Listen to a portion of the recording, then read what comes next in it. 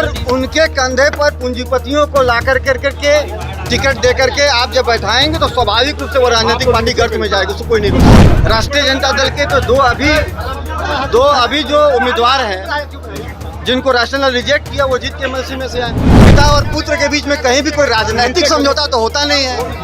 अब बाकी जो व्यक्तिगत स्तर पे है तो मैं तो उसी घर में हूँ, कहाँ मैंने अकेले छोड़ा है, ये गलत बात है।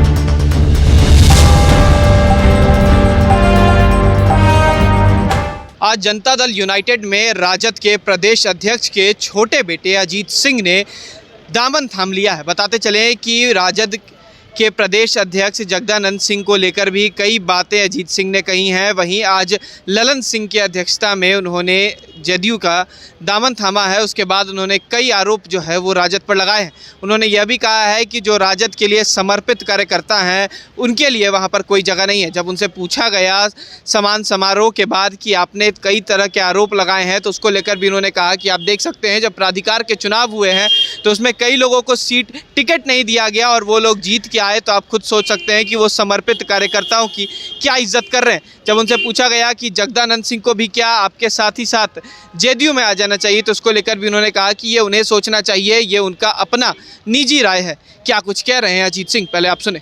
से समर्पित राजनीतिक कार्यकर्ताओं का अनदेखा होगा और उनके कंधे पर पूंजीपतियों को ला कर के टिकट दे करके आप जब बैठाएंगे तो स्वाभाविक रूप से वो राजनीतिक पार्टी गर्त में जाएगी, उसको कोई नहीं रोकेगा। आज आपने एक बात कही कि आरजेडी जो है कब्रगाह बन चुकी है समर्पित कार्यकर्ताओं की। हाँ, आप देखिए, आप प्रत्याशियों की सूची देखिए, हाल फिलहाल देखिए, उसके पहले का देखिए। राष्ट्रीय जनता दल के तो दो अभी जो उम्मीदवार हैं जिनको राष्ट्रीय ने रिजेक्ट किया वो जीत के एमएलसी में से आए। तो ये एमएलसी की चुनाव की बात नहीं है, विधानसभा चुनाव में भी ये पार्टी कर रही है। लेकिन फिर भी आपके पिता वहाँ है कब्रगाह के बावजूद भी। अब मेरे पिता हैं नहीं है मतलब वो कोई विषय नहीं है, उनका अपनी राजनीतिक समझ है, उसके हिसाब से वो निर्णय ले रहे हैं। क्या बोल रहे हैं आप? अरे भाई रुको ना 2 मिनट। क्या राजनीतिक रूप से आप बोल रहे हैं? पिता और पुत्र के बीच में कहीं भी कोई राजनीतिक समझौता तो होता नहीं है। अब बाकी जो व्यक्तिगत स्तर पे है तो मैं तो उसी घर में हूँ, कहाँ मैंने अकेले छोड़ा है, ये गलत बात है। जगदानंद सिंह को भी ललन बाबू ने आज इनविटेशन दे दिया है कि जगदा बाबू आए। स्वाभाविक है, सोचना चाहिए। अब ये उनकी मर्जी है, इस विषय के ऊपर मैं नहीं कुछ बोल सकता। आपकी नजर में सबसे बड़े समाजवादी नेता कौन है, लालू प्रसाद यादव या नीतीश कुमार? देखिए, ये कोई बाइनरी का क्वेश्चन नहीं है कि कौन सबसे बड़ा है, नहीं है, पर जो नीतीश कुमार जी के कार्य हैं और जो उनकी पार्टी के अंदर का जो कार्यशैली है, अगर आप उसको देखेंगे तो स्वाभाविक रूप से जदयू के अंदर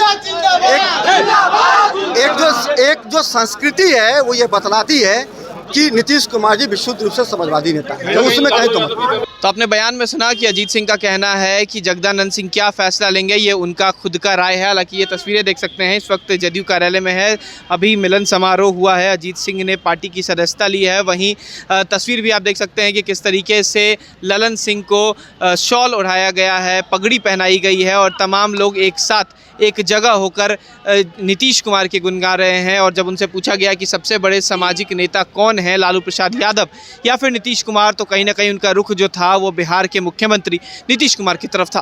फिलहाल खबर में सिर्फ इतना ही। आप हमारे साथ बने रहें और देखते रहें DTV भारत। नमस्कार।